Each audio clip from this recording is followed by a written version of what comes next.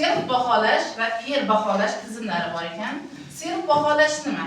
O'quvchi o'zining o'rganishini mustaqil ravishda baholaydi.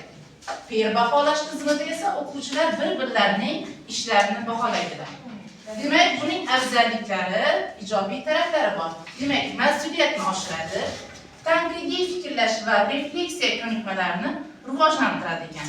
Demak, self baholash o'quvchini o'zini baholashi, peer baholash esa o'quvchilarni bir-birini ishlarini baholaydilar. Qani bunga qanday misollar keltirsak bo'ladi, hurmatli ustozlar?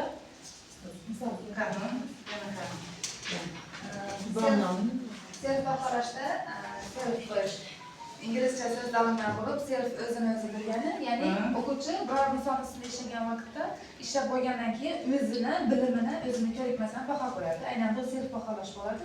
Endi peer baholash degani, peer degani inglizcha so'zlardan bo'lib, teng degan ma'noni bildiradi va o'quvchilar bir-birini ishlagan misolini bir-biriga qo'ygan bahosi bu peer baholash hisoblanadi. Demak, biz bu jarayonlarni hozir yangi baholash tizimida, ya'ni formativ va summativ baholash jarayonlarida, loyiha ishlarida amalga oshiramiz.